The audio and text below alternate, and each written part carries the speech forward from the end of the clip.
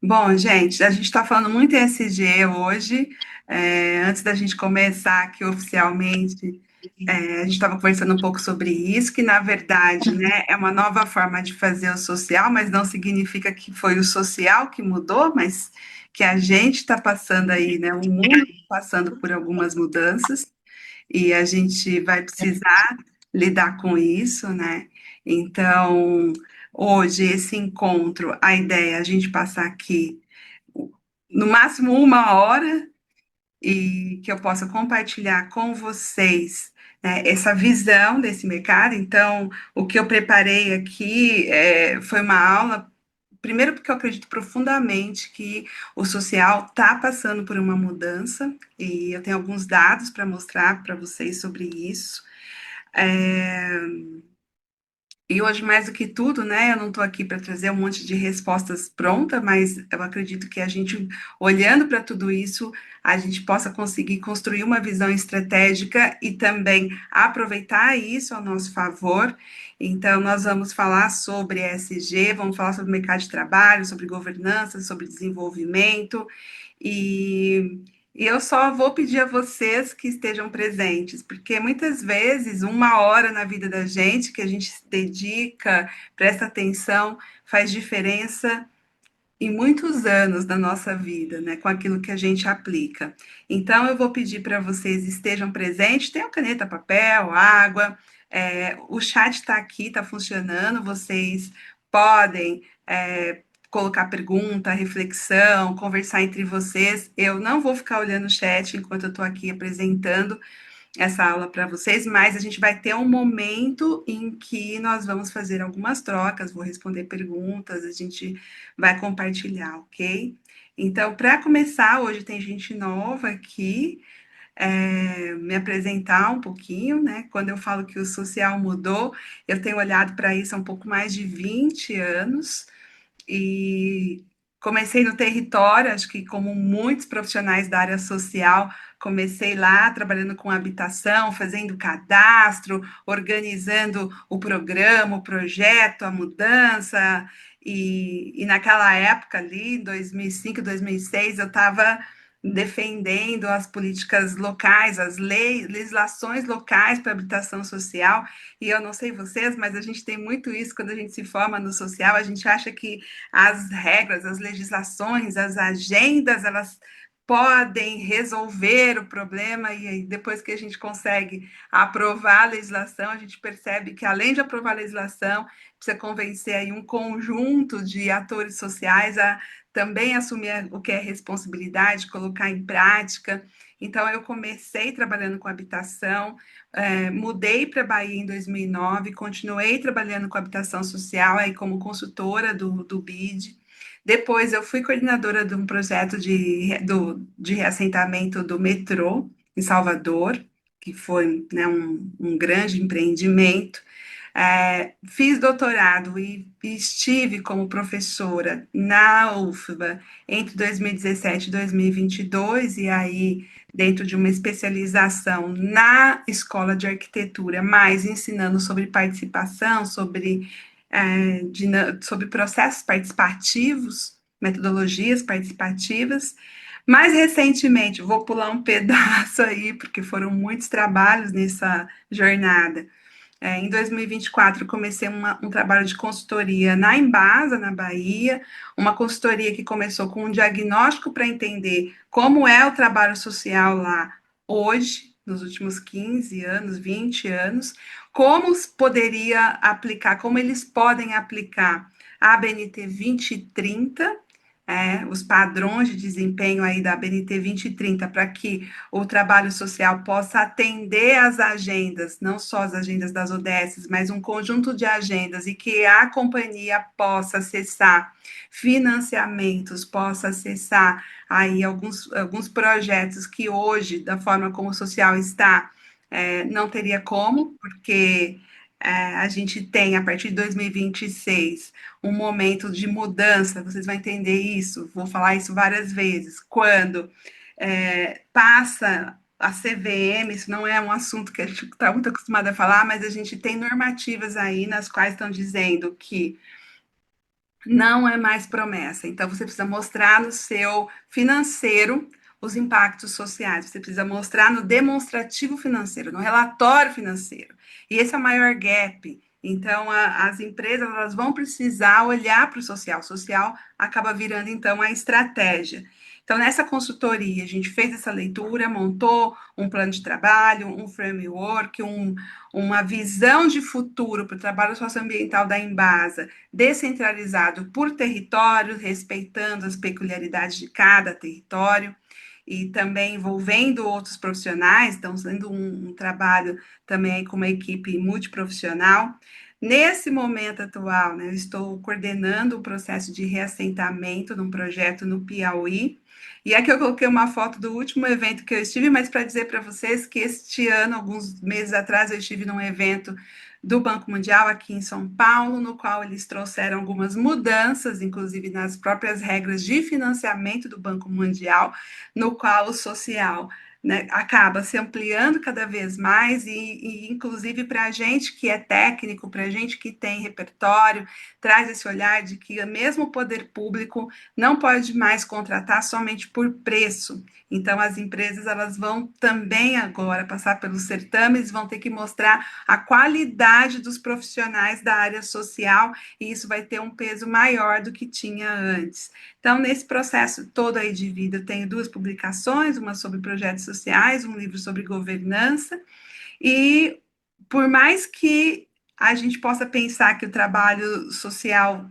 encolheu, e eu vejo todo dia chega gente falando que não tem trabalho, que não tem oportunidade, que se formou há algum tempo, que não está conseguindo, na verdade, ele está sendo ampliado, ele está mais complexo, mais estratégico, mais conectado, e conectado no sentido também de usar dados, né, de usar a inteligência digital, e é o futuro do desenvolvimento social. Então, hoje, o social ele está na participação social dos grandes empreendimentos, das políticas, ele está aí nos processos formativos, ele está no método, né? A gente precisa trabalhar com indicadores, com gestão de stakeholders, com gestão de risco, de relacionamento, desenvolvimento local, tudo isso de uma certa forma a gente vem fazendo, mas não com esta organização, não com este olhar que a gente vai tratar um pouquinho aqui hoje. Então, conceitualmente, eu gosto sempre de me posicionar como que eu defendo o desenvolvimento humano e social. Primeiro que eu acredito que sem desenvolvimento humano a gente não vai conseguir nunca ter desenvolvimento social, porque por trás de qualquer ação, política, programa, ação ou mesmo um grupo ali que a gente faça, que a gente trabalhe na comunidade, a gente precisa que as pessoas se engajem, que as pessoas se desenvolvam, que as pessoas que assumem as responsabilidades façam a sua parte. Então, desenvolvimento humano, ele vem antes do desenvolvimento social.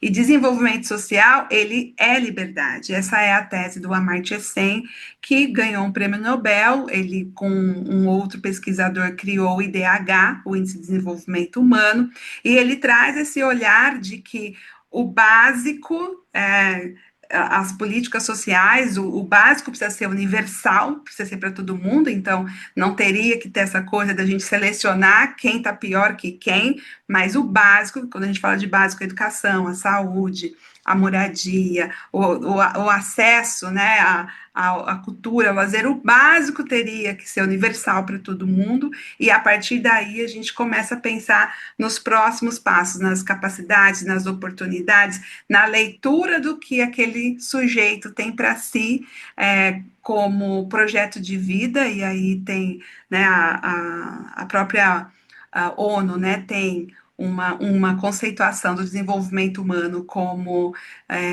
o direito da pessoa a realizar os seus objetivos, ou seja, né, traduzindo, realizar os seus sonhos, o que está buscando na vida.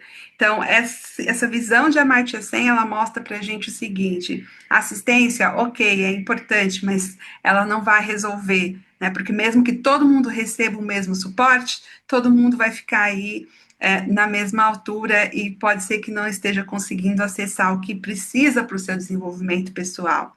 Equidade é maravilhoso, ela amplia o acesso. Quando a gente está falando de equidade, a gente está dizendo que eu estou entregando o que aquele sujeito precisa para poder acessar aquela política, aquele programa, aquele projeto.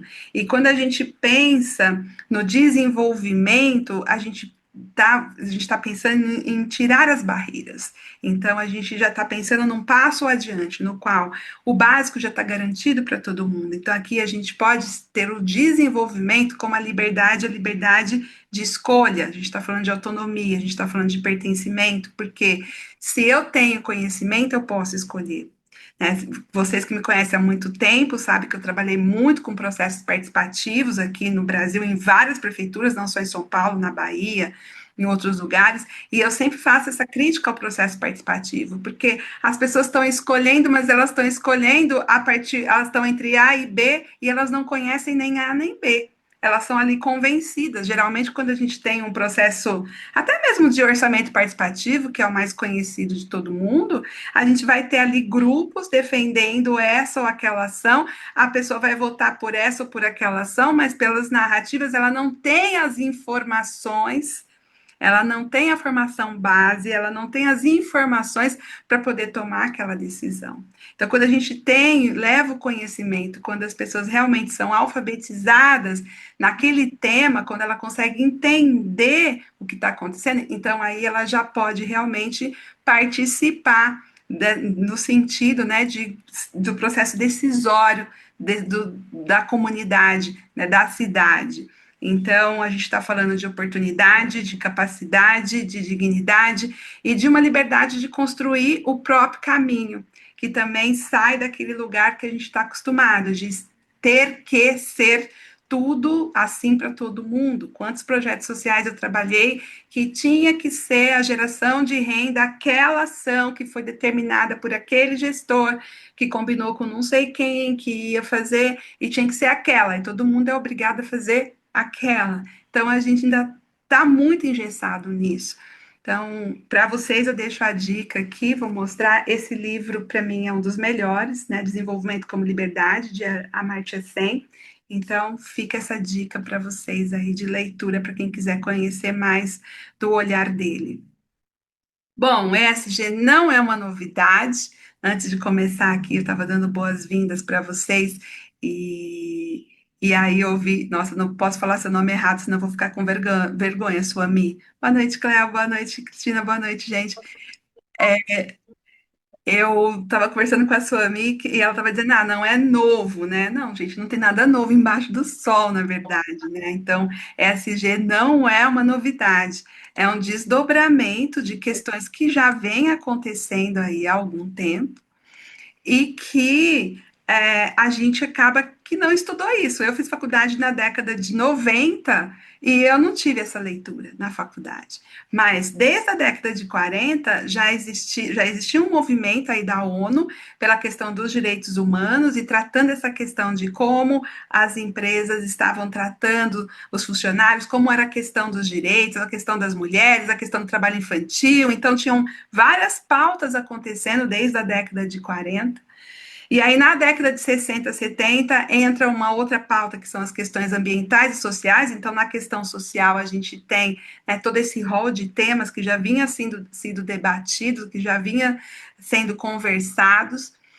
Na década de 80, o termo responsabilidade social aí começa a ficar mais forte, né? Então, as empresas começam também a trazer essa fala, essa narrativa. Nós temos responsabilidade social, fazemos a questão do meio ambiente, e quem estuda há um tempão sabe que na década de 90 o foco foi fortíssimo para meio ambiente. Então, todos os cursos, eu fiz curso nessa época na Unicamp, em Campinas, eu fiz algumas formações, tudo era voltado para a questão ambiental, para a questão do meio ambiente, né? A gente teve a Eco 96 aqui no Brasil, financiamentos, todas as empresas, e vamos reciclar, e vamos mudar a cultura, e essa coisa toda do meio ambiente, da sustentabilidade do meio ambiente, e o social ficando ali, né? Sem conseguir beber da mesma fonte, tanto de recursos, né, quanto até do próprio espaço para discutir. Então, a gente vai ter aí, no ano de 2000, esse triplé do ISG, já se começa a falar nisso, que precisa ter governança, que precisa ter a parte governamental, mas isso tomou mais um tempo de discussão, e quando a gente fala discussão, aqui envolvem várias organizações, vocês podem pensar na ONU, no Fórum Econômico Mundial, nas grandes organizações, né, que estão aí permeando o desenvolvimento econômico dos países. Então, essa discussão é feita com esses grandes organismos.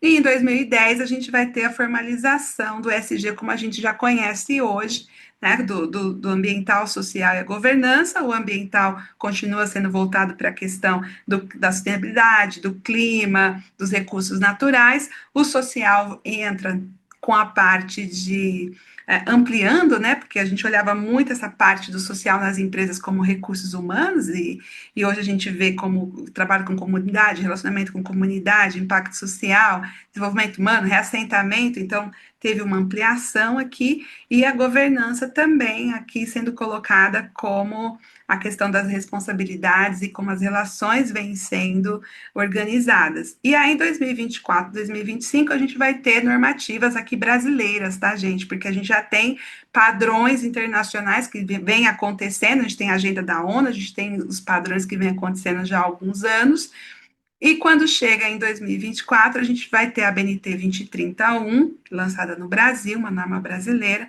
vai ter a BNT 2032, lançada no comecinho de 2025, também trazendo a questão da materialidade, trazendo para a gente a questão, né, da participação, do social, de todos os passos que precisa se dar para poder atender a agenda ESG, isso para qualquer organização. A gente vai ter também um movimento, que é um movimento da contabilidade, questão da contábil, né? E aí entrando com essas normativas do IFRS 1 e 2, dizendo: olha, empresas, vocês precisam comprovar no balanço de vocês do ano qual o impacto social, quanto foi investido e qual o impacto social, quais os indicadores e como que esse impacto social foi alcançado. No início de 2026, a gente está em maio, né? Em janeiro de 2026, as empresas entraram na Câmara lá da CVM pedindo para que isso fosse revogado, ou que se esperasse mais 1 ou 2 anos para elas se organizarem, porque elas ainda não têm condição de dar essa resposta, de dar esse retorno, mas, de fato, não aconteceu, não foi revogada o IFRS 1 e 2, então, a partir do final desse ano, a gente vai ter aí esse movimento, que já está acontecendo nas empresas, para poder prestar contas desse impacto social. Então, esse é o pilar mais difícil de ser trabalhado, que é o social. E aí eu vou só para mostrar para vocês aqui um pouquinho por que é difícil, né? Vou adiantar e já volto. É difícil de medir porque na visão, né, geral, porque, gente, se tem indicador, não é difícil de medir. Se a gente consegue definir indicador, então a gente consegue medir, ok? Mas a gente vem de uma cultura de que não é possível, não é preciso. Então, assim, o S do social, ele acaba sendo frágil, porque a gente não consegue mostrar mudança. Sim, a gente consegue. O S do social não gera retorno, gera um retorno, inclusive, assim, imediato, até mesmo do ponto de vista de economicidade. Se eu pegar uma economia circular, pegar, por exemplo, as estações de tratamento de esgoto, que tem um custo absurdo para jogar o resíduo num caminhão, botar o resíduo num caminhão, jogar não, né? Botar o resíduo num caminhão, levar para outro município para poder fazer o descarte adequado para não pagar multa. E com esse mesmo recurso, eu decidi desenvolver a comunidade do entorno, ali, digamos que é uma comunidade rural, para usar esse resíduo como fertilizante, por exemplo. Claro que tem todo um trabalho a ser feito, não é mágico, né? Não é enfiar no tonel e entregar. Mas, em algum tempo, você já tem aí uma economia circular rodando, as pessoas se beneficiando, a empresa tendo economicidade. Então, tem retorno, sim, e a curto prazo, né? Agora, exige também presença real no território, isso dá trabalho de verdade. Quando a gente fala de grandes empresas, a gente está falando que são pessoas que estão distantes, às vezes vai lá só para fazer aquela ação, ou tem uma fábrica ali local, tal, mas precisa ter uma equipe no território. E eu estou falando de companhia do setor privado, mas o público é a mesma coisa. Eu conheço território no Brasil que o setor público não chegou, não conseguiu chegar. Então, isso também é uma questão, né, que a gente precisa olhar. Então, qual é o impacto, né, dessas agendas todas que a gente está vendo, né, 2030, GRI, ABNT e outras, né? São diretrizes, gente, e diretriz não resolve um problema. Então, existe uma confusão, como eu falei para vocês, da gente achar que tem uma agenda, tem uma lei, tem uma norma, mas isso não tem como resolver o problema social ou a questão social, como a gente chama. Por quê? Porque são diretrizes, diretrizes para a gente conseguir gerar soluções e para a gente desenvolver essas soluções na prática. Então, no mundo da prática, precisa-se de o quê? De que as pessoas desenvolvam, apliquem, executem, meçam, reportem, vejam o que melhorou na vida das pessoas, percebe? Então, as leis, as diretrizes, elas não, realmente, elas não conseguem fazer mudança por si só. Então, mas elas podem criar, elas criam padrões, elas alinham os governos, as empresas, o terceiro setor. Aí você pega, por exemplo, acesso universal à água, é uma agenda, né? É uma das ODS. Então, alinha o quê? Alinha todo o setor de saneamento nas políticas para poder garantir esse acesso. E aí são várias soluções, várias metodologias, a coisa está acontecendo. Então, ela cria padrão, ela alinha a, nos três setores da sociedade, né, as instâncias, para que elas atuem junto. Elas estruturam esses compromissos, mas elas não têm como garantir que o problema vai ser resolvido, ou que a política, que aquela metodologia, aquela ação vai ser bem executada, ou que aquele recurso que foi investido vai ser bem utilizado, ou que aquela realidade vai mudar, porque tudo isso vai depender de quem? Dos governos, das empresas, da sociedade, principalmente das pessoas que são CPFs por trás dos governos, do CPF que estão por trás das empresas, dos CPFs que estão por trás da sociedade, dos CPFs que estão por trás do trabalho que a gente faz.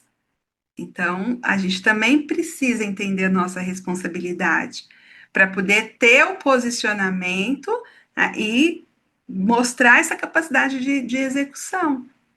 Então, transformar essas diretrizes em prática passa por fortalecer as nossas capacidades, tá bom?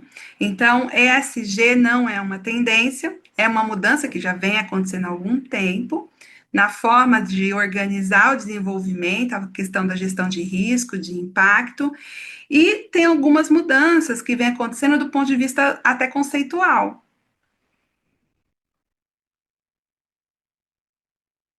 Então, a gente começa a assistir a mudança de uma estratégia corporativa isolada. Então, eu conheço projetos que eram feitos para acalmar ali a população do entorno ou para gerar uma conexão para as pessoas poderem usar o espaço que tem no entorno de uma organização. E aí ela sai dessa ação isolada e passa a ser uma responsabilidade socioambiental integrada. Quando esses gestores dizem: vamos sentar todo mundo aqui na mesma mesa, vamos ver o que vocês precisam, o que a gente precisa, e vamos construir essa ação, esse projeto. Então, ela sai da história dos relatórios e métricas de obrigação e vem para um propósito e impacto com significado. Poxa, Elisamara, como que você fala isso? Do ponto de vista, gente, de até mesmo da própria vocação. Se você, como uma pessoa que está trabalhando na área social, está fazendo um projeto com uma organização, digamos, com terceira idade, você vai buscar parcerias com organizações que já têm produtos voltados para idosos ou com organizações que têm produtos para recém-nascido? Então, cada vez mais as organizações elas estão olhando para qual que é o propósito do produto delas e desenvolvendo ações ligadas, conectadas ao que elas defendem. E isso também traz oportunidades para a gente.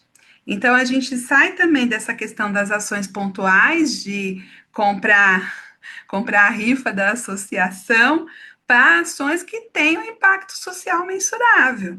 Então, como que a gente pode contribuir como organização, né, como uma empresa, por exemplo, com uma associação local?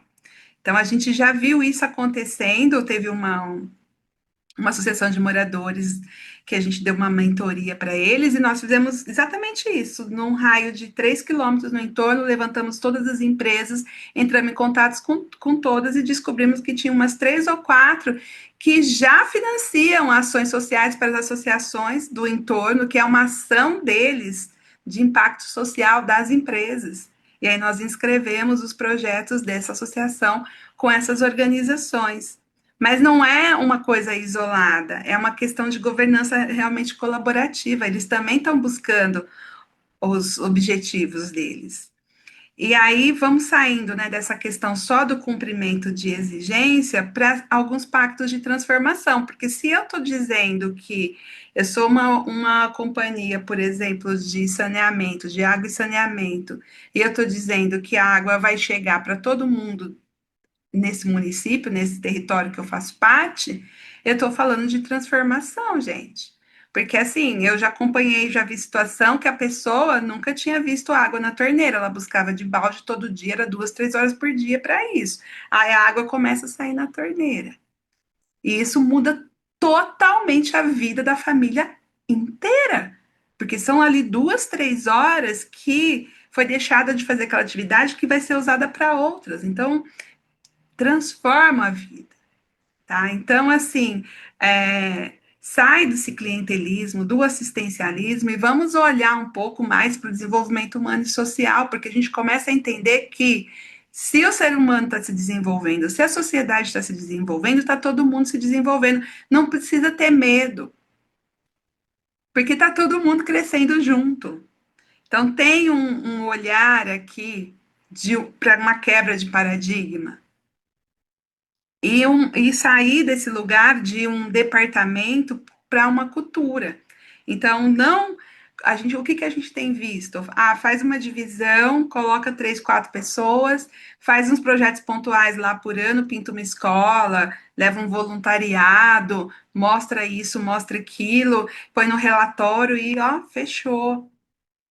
E como que isso está mudando? Quando você chega na organização e percebe que já é uma cultura, que toda a organização já tem, inclusive, um calendário que envolve todo mundo, que tem ações diferentes, com pessoas diferentes, que todo mundo contribui, inclusive, no processo decisório, como que nós vamos apoiar, quem nós vamos apoiar, esse ano qual vai ser nossa campanha.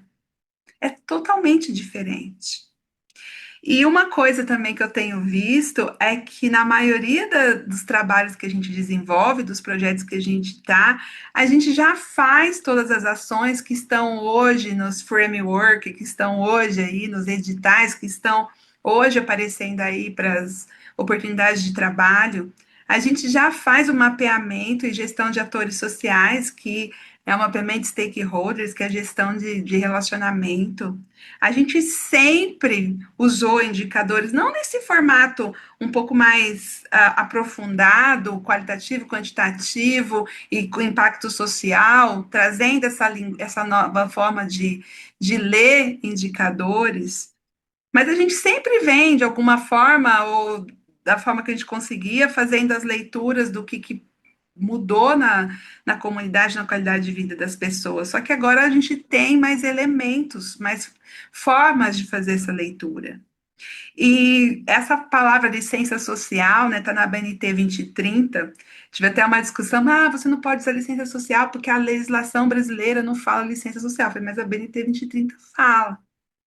E, de fato, a gente sempre soube que se a gente não conseguir dialogar com a comunidade antes de uma grande obra, o projeto trava. E nós não estamos falando só de setor privado, estamos falando especialmente do setor público. Eu já vi várias vezes pneu sendo queimado perto de uma obra que ia ser um grande terminal, uma coisa, porque tá jogando poeira na casa de todo mundo, não conversou com ninguém. Aí só chegou lá, começou a obra e acha que vai continuar e vai chegar no final? Não vai. Não tem licença social para acontecer.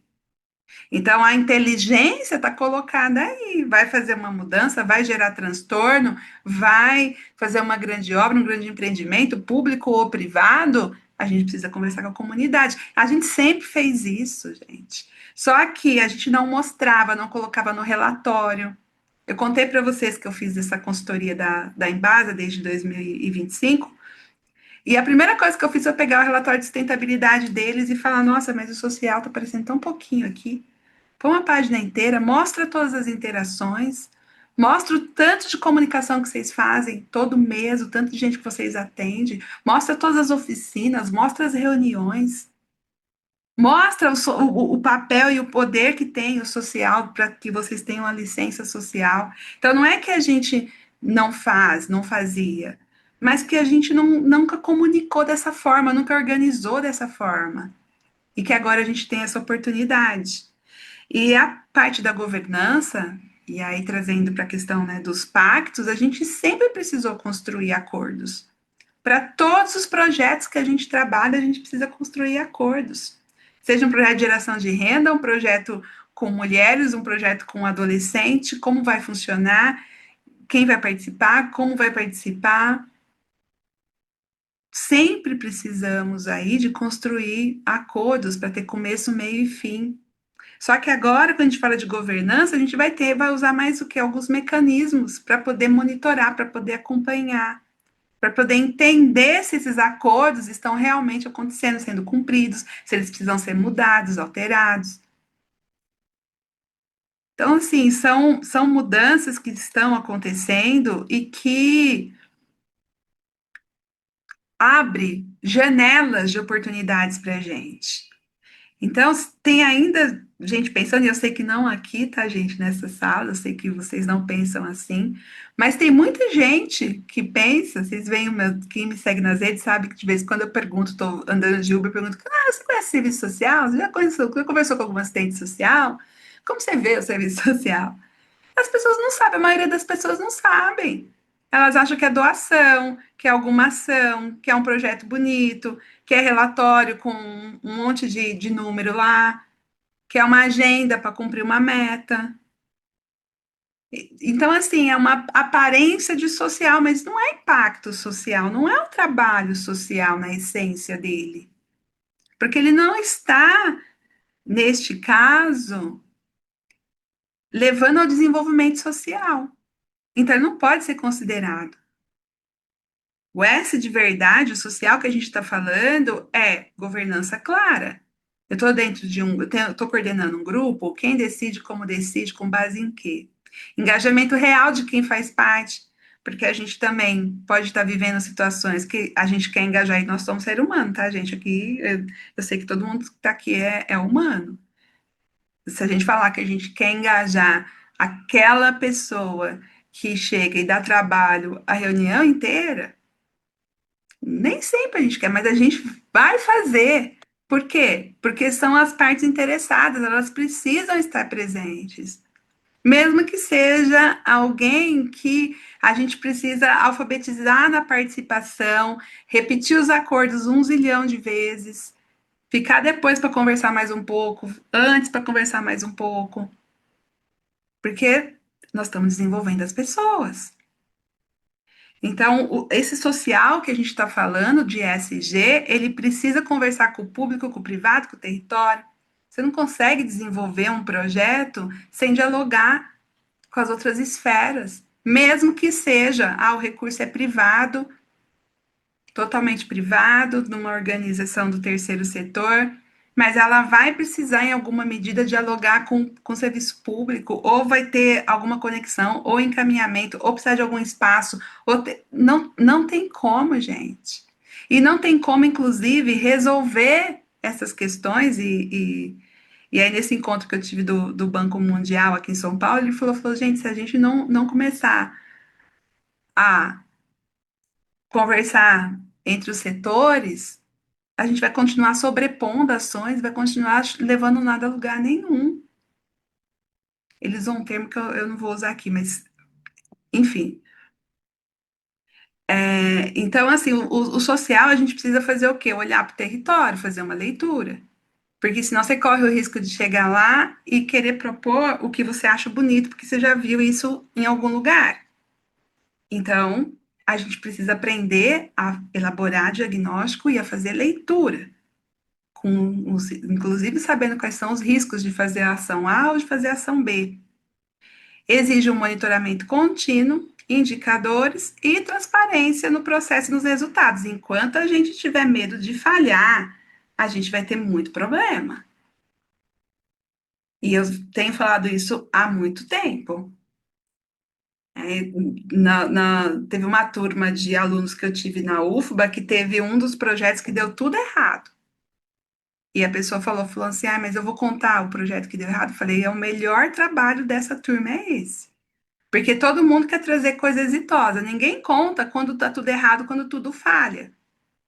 Eles fizeram, de começo, fizeram um grupo de WhatsApp para a associação de moradores poder conversar e colocar outras pessoas para poder discutir sobre o projeto que era uma intervenção na comunidade. E quando viram, tinha mais de 100 pessoas dentro do grupo e todo mundo dando palpite. Eles nem moravam lá, nem ia fazer parte do projeto.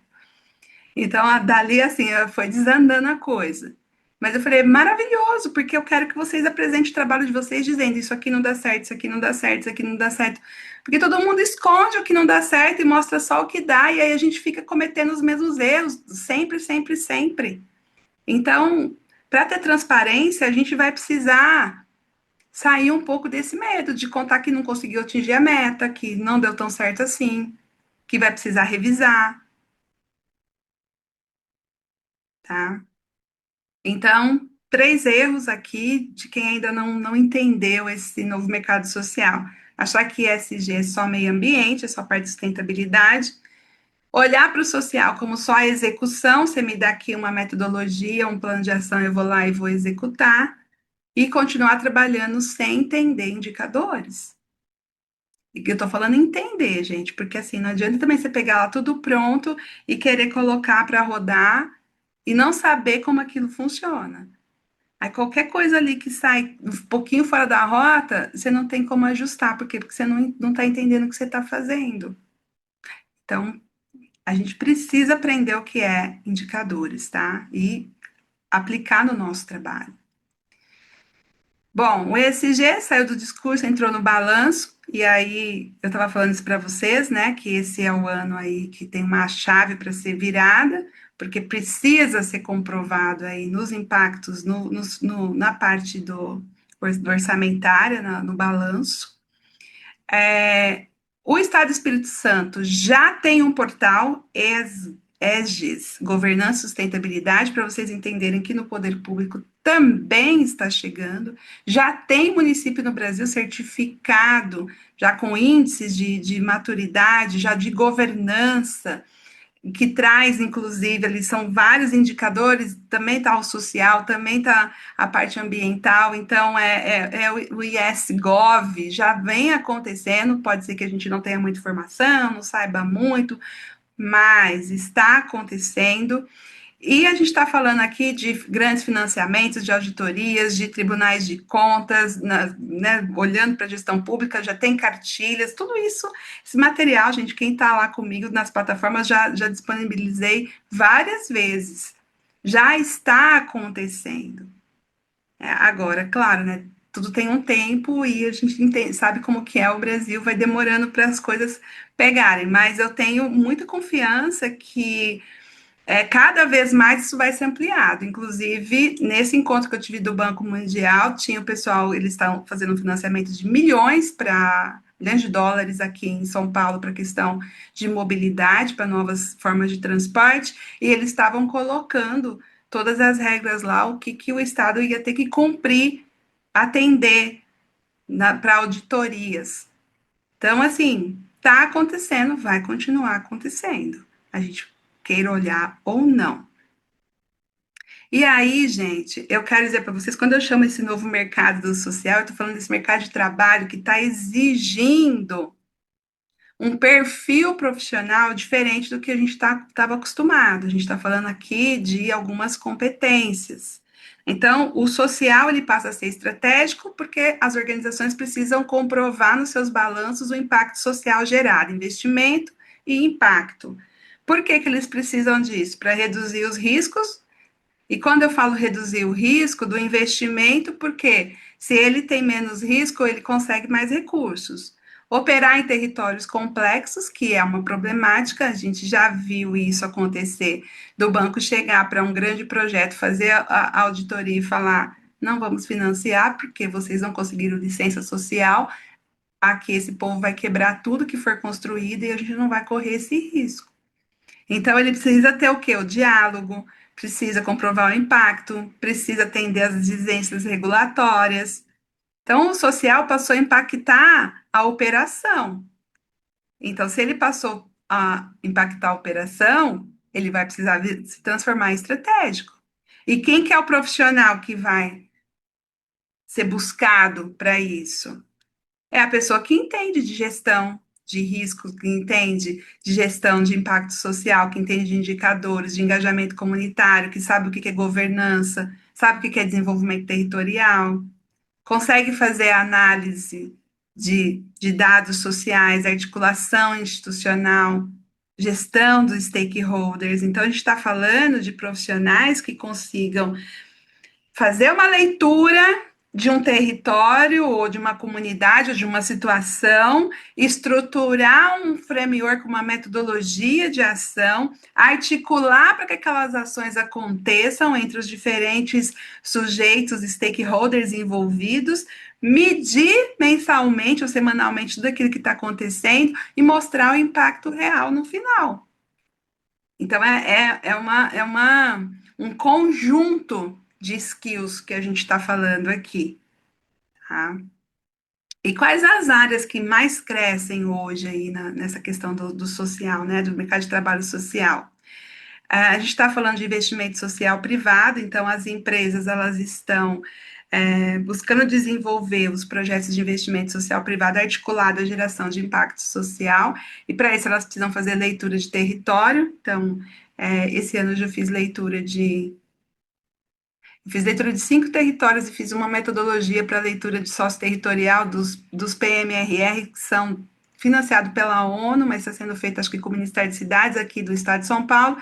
Eu fiz a metodologia para eles poderem fazer a leitura sócio-territorial dos municípios que vão passar por processos participativos. Então, é uma ferramenta que a gente usa, que as empresas usam para poder pensar em investimento social privado. Digamos que a empresa está ali num território que ela tem o interesse dela, eu quero desenvolver, por exemplo, questão ambiental. Meu forte é ambiental. Eu gostaria de investir em educação ambiental, em parques, em praças, em um teatro assim ou assado. Então, ela precisa entender onde, como, quais são as vocações, que comunidades que estão ali, que organizações sociais estão disponíveis e dispostas e têm as condições, e isso é um problema enorme. A gente estava falando aqui das organizações do terceiro setor, tanto, gente, para o próprio Banco Mundial, perguntando para eles têm um setor, para quem não sabe, o Banco Mundial tem um departamento que só financia terceiro setor, eles têm uma enorme dificuldade, porque a gente está falando aqui de muito recurso, e as organizações não têm governança para poder fazer relatório, prestar contas, desenvolver as ações, então são poucas que acessam esses recursos. Quando a gente vai para as empresas, a mesma coisa. Esse ano eu conversei com 2 empresas com o mesmo problema, lançou edital e não teve organização inscrita no território com um projeto que fosse possível de aprovar. E eu estou propondo para eles a gente fazer um projeto no Google Forms que vai traduzindo, que vai perguntando com perguntas simples, porque como que vai fazer se a empresa está num território que não é o estado de São Paulo, que não é, que está num território mais remoto, mais distante, e as organizações que estão presentes ali não tem esse repertório, nunca teve um projeto. Eu pergunto, vocês têm o projeto social? Ah, a gente não tem.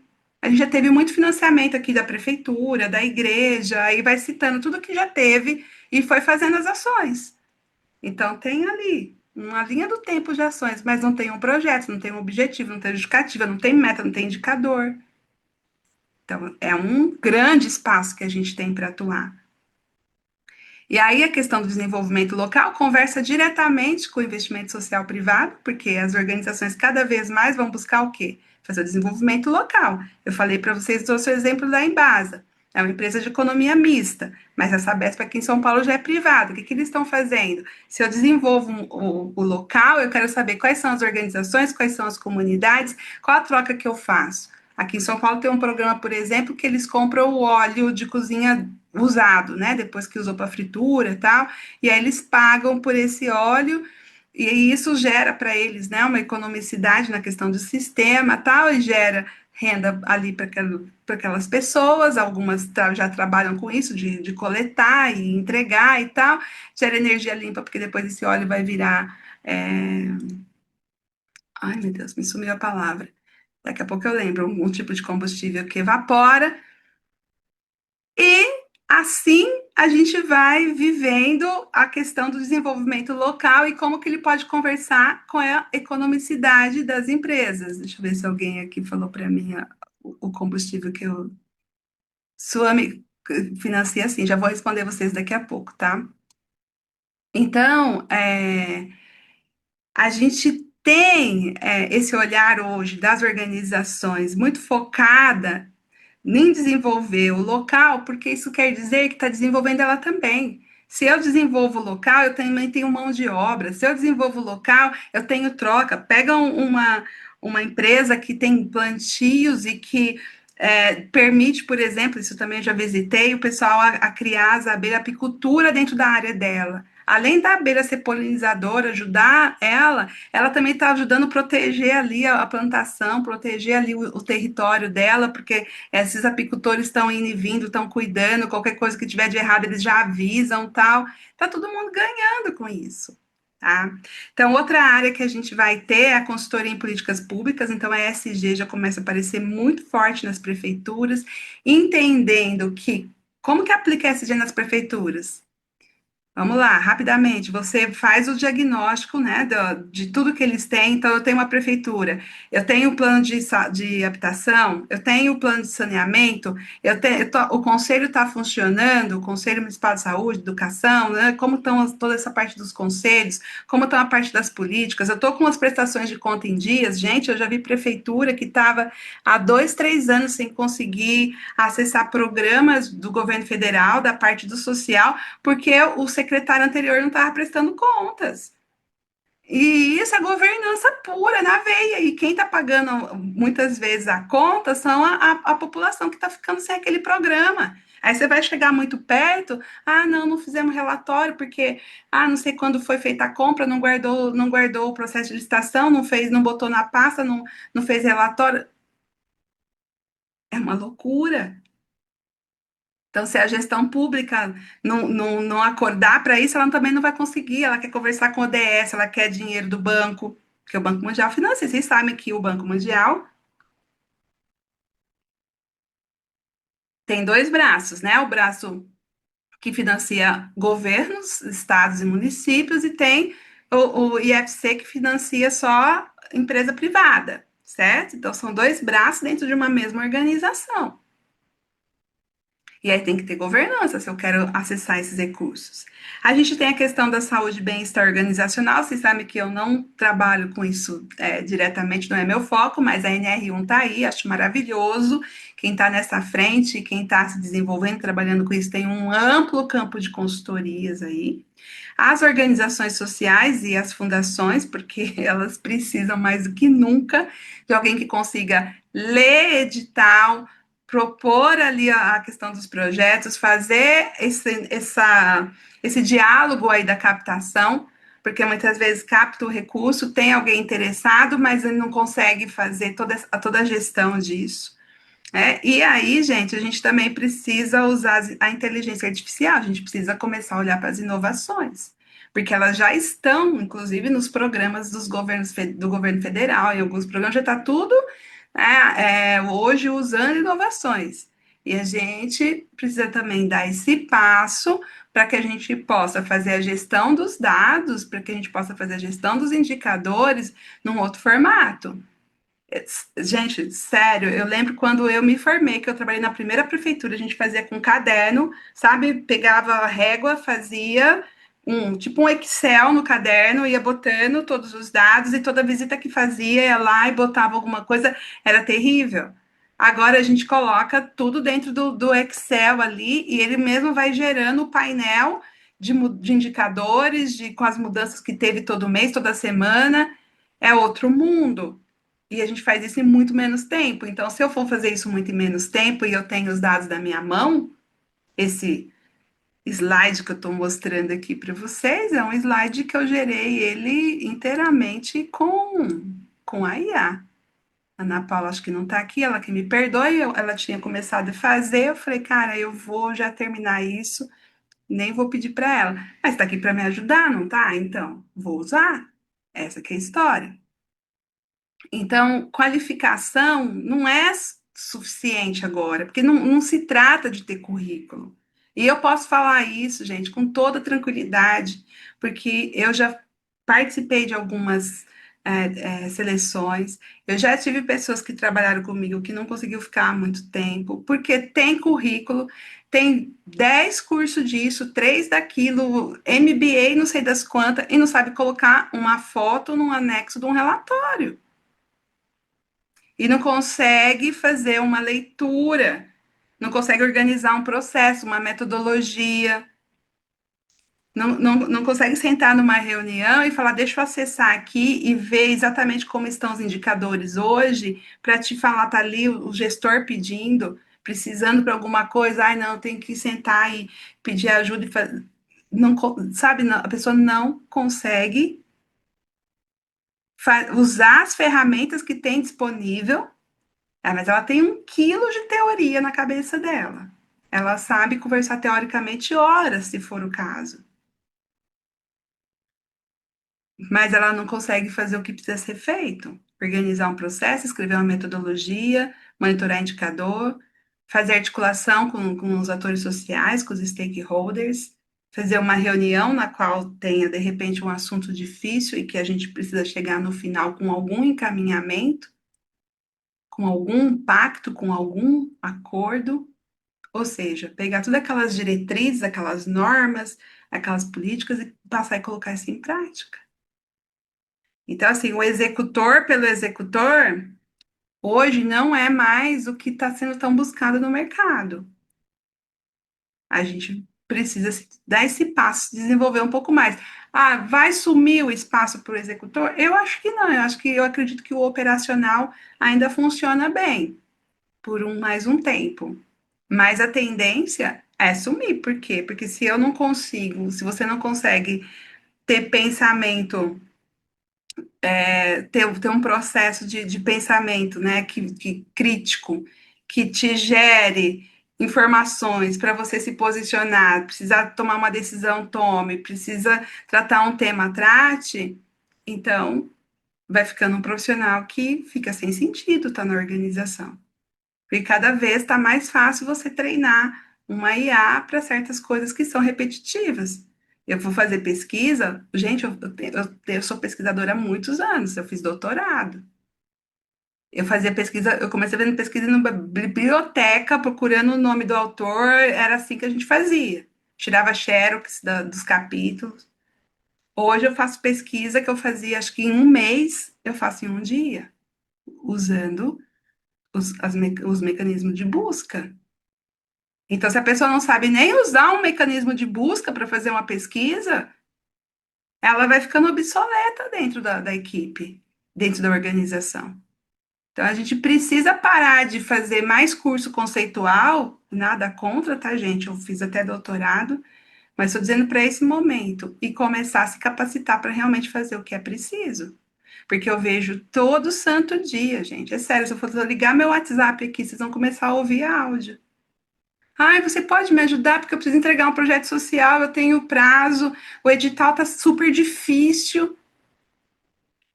Eu, moça, você é assistente social, você se formou como eu, você tem que estudar, você tem que procurar, pesquisar, testar, treinar. Não tem mágica. Não dá para você olhar para mim e falar, "Ah, mas você sabe fazer". É verdade, eu sei. Só que eu tenho outros compromissos na minha vida.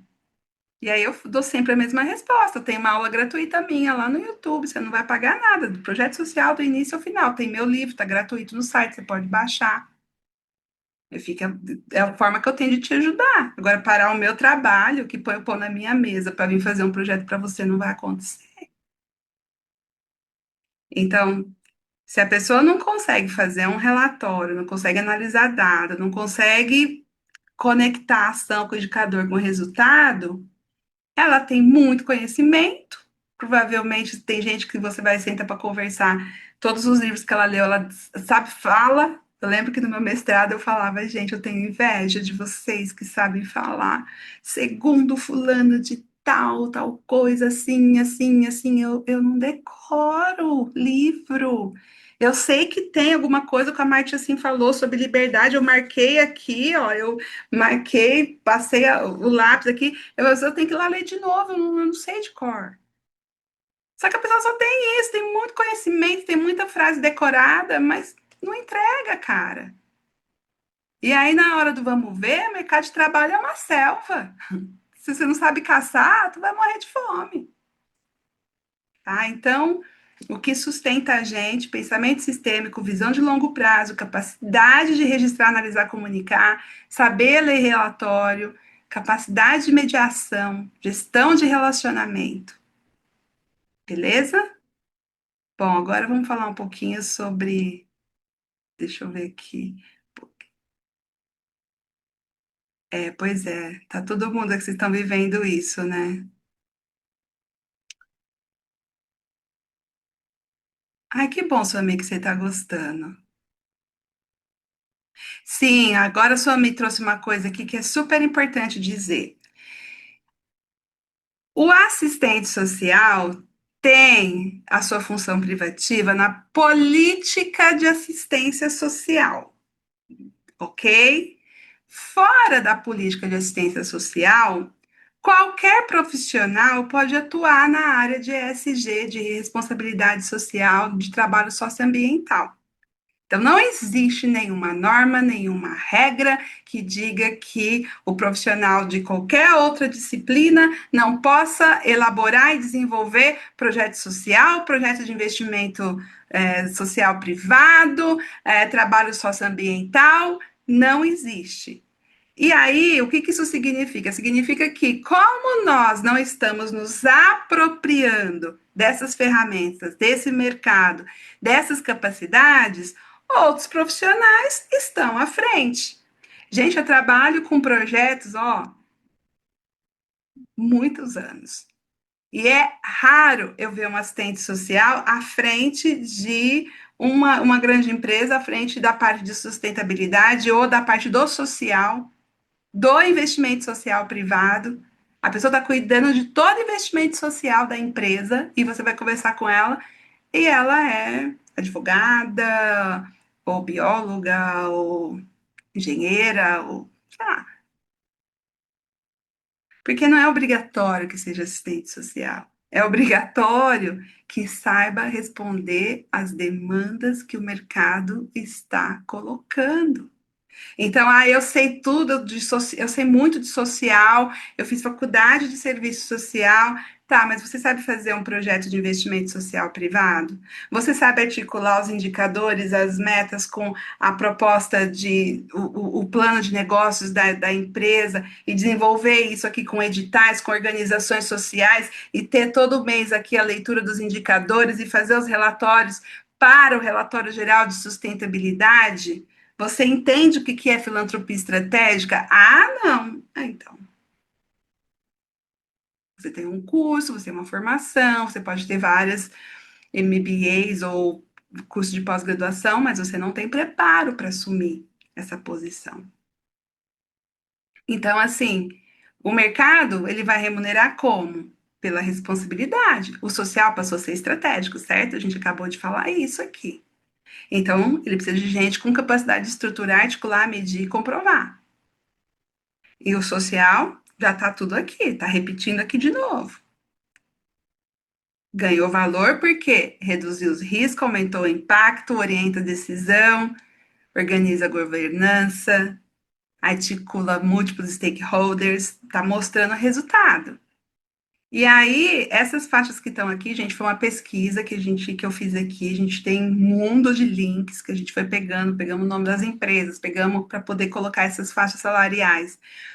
Mas assim, isso aqui já está aparecendo no LinkedIn, está aparecendo em vários anúncios de empresa. Então, analista ESG, de 6 a 12 mil reais. Coordenação, e aí tem vários, a gente fala coordenação de impacto, mas tem coordenação de relacionamento com comunidade, coordenação de investimento social privado, coordenação de reassentamento, gestão, entende? Gestão de investimento social privado e de desenvolvimento territorial e outros tipos de coordenação. Eu conheço pessoas que hoje são gestores de filantropia estratégica no terceiro setor, não estou falando de empresa, mas no terceiro setor, que já é o salário acima de 30 mil. Então, assim, tem espaço para todo mundo. Quanto mais estratégico, mais a oportunidade ela vai mudando. E aí depende da gente começar a assumir esse lugar e desenvolver as nossas capacidades para usar essas ferramentas. E também uma coisa que eu sugiro para vocês, eu vou mandar essa apresentação aqui, a hora que eu terminar, eu vou mandar lá no grupo para todos vocês. Eu sugiro para vocês que vocês atualizem o currículo de vocês, atualizem os conceitos, usem os termos que o mercado entende. Gestão de relacionamento com comunidade é um conceito que o mercado entende. Eu fiz processo participativo. Você fez gestão de stakeholders, você fez gestão de relacionamento com comunidade. Então, eu sugiro para vocês que façam isso, atualize, pegue os termos que vocês veem aqui e atualize o currículo de vocês também. E atualize a forma de buscar também. Eu fiz um post sobre isso no Instagram lá, com vários passos para atualizar a forma de buscar oportunidades também. E olha que interessante, né? O trabalho do Terra Verde, beleza racial, investimento em alta Deixa eu ver aqui, genética. gente, se alguém está com o áudio aberto, deixa eu mutar. Bom, antes da gente compartilhar aqui, eu vou mostrar um pouquinho para vocês o que é o Novo Social. Eu acho que aqui tem algumas pessoas que já são da Escola do Novo Social, já estão comigo desde fevereiro nessa jornada. Eu gostaria, vou ler aqui um pouquinho de vocês, eu vou ler os comentários aqui de vocês, e aí é um momento também da gente compartilhar um pouco. Quem quer falar? Deixa eu ler aqui as mensagens de vocês.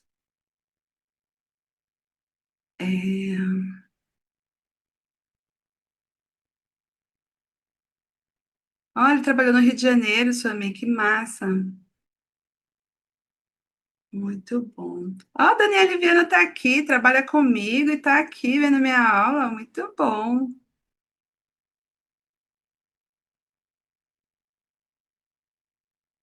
Suami não sabia que a UFC é um braço do Banco Mundial? Muita gente de marketing e comunicação mesmo. Ó, Dani, muito bom. Cléo, já analisei um processo licitatório de um PTS de obra de barragem. Houve questionamento porque havia colocado assistente social como coordenador. A empresa informou que deveria ser um engenheiro, dada a complexidade. Não sabia sobre o IFC, Somi? Então pronto. Hoje você ficou sabendo. O IFC ele é um braço do Banco Mundial, né? Que financia a parte privada do banco. Bom, alguém quer falar? Alguém quer abrir o microfone e falar? Enquanto eu tomo uma água.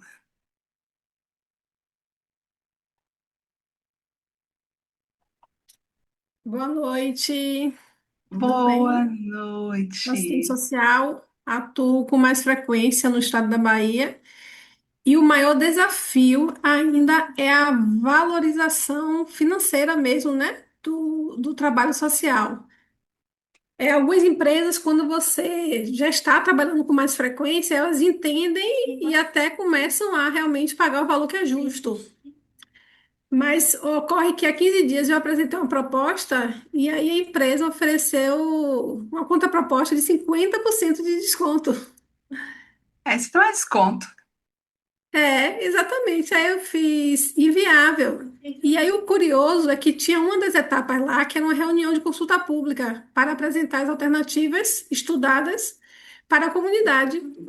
E aí, quando eu coloquei isso dentro da minha proposta, ele fez: não, você está enganada, que a ciência social não tem competência para apresentar as alternativas. Aí eu falei: eu peço desculpa e respeito a sua fala, mas eu elaborei esse anexo, e se você ler aí, inclusive, o assistente social, ele faz parte da equipe que vai apresentar, no caso dele, os impactos sociais. Você também não tem essa expertise para apresentar os impactos sociais. Então, é uma ação conjunta. Mas, se você quiser ter mais propriedade do assunto, pergunte à própria instituição que você está sendo contratado: quem sou eu? Pronto. Porque é você desvalorizar o trabalho do outro quando você dá um desconto desse, né? E aí eu fiquei. Você já vê que a empresa realmente ela não tem um conhecimento do trabalho.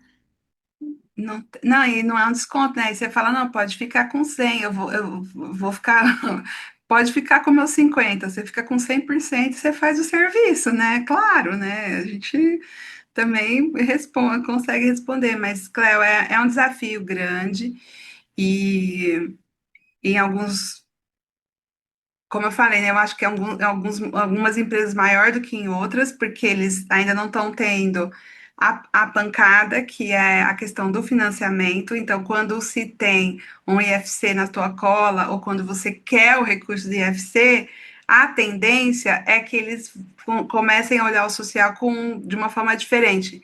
Embora eu deva chamar a atenção de vocês para uma coisa que eu sempre falo. Não significa que eles vão gostar da nossa presença dentro dos projetos ou que vão querer nos ter lá, vão fazer pelo mal necessário. Mas eu também digo o seguinte: nós também, muitas vezes, na maioria das vezes, não queremos saber, por exemplo, a questão financeira da empresa. A gente pede a planilha para saber qual o problema, onde está o gap, e aí a gente às vezes fica brigando porque não quer saber dos problemas do social. Então, o importante que eu vejo é a gente realmente se posicionar. E aí, como você fez, Cléo, não tem desconto, a gente, né, nesse aspecto, né? Claro que se você tem um limite ali, você vai dialogar, e buscando as oportunidades das organizações que a gente já sabe, que a gente já tem visto, que está fazendo esse movimento de integrar o social com a sustentabilidade e com a governança. Porque tem alguns gestores que já estão fazendo esse movimento. E isso muda bastante, porque acaba que vai integrando ainda muito lento, porque, querendo ou não, a gente passou por muito tempo sem dessa operacionalização. Como eu falei, eu pego o relatório de sustentabilidade de algumas empresas e falo, cadê o social aqui, gente? Eu preciso ver o social aqui. E não está. Mas não significa que não tem, mas é porque a gente não fez nada rastreável. Quando eu coordenei o projeto de reassentamento do metrô, a gente fez relatório todo mês. Mas se a gente pegar aquele relatório que a gente fazia todo mês hoje numa auditoria, ele não tem essa rastreabilidade, porque a gente não entendia esse processo dos indicadores. Se fosse com o financiamento do IFC da vida, seria totalmente diferente. Totalmente diferente. Tá? Então, são coisas que com o tempo a gente continua se posicionando, continua buscando onde estão as oportunidades das organizações que estão buscando esse caminho e batendo cabeça, porque a gente vai bater cabeça junto. Na verdade, é isso, a gente está se dispondo a bater cabeça junto. Não é que a gente vai chegar e, ai, que delícia, agora eu vou querer saber muito tudo do social ou da governança. Não, mas vamos ter que construir junto. E é isso que eu tenho visto nos projetos que eu atuo, que é como que a gente vai construir isso junto? Porque eu preciso isso aqui é do meio ambiente e tal, e como que a gente vai colocar o social aqui e vai caminhar junto? E é isso, gente, a gente vai fazendo, vai batendo cabeça junto. Mais alguém quer falar? Mas vai dar certo. Se eu não acreditasse que ia dar certo, eu não estava aqui, tá?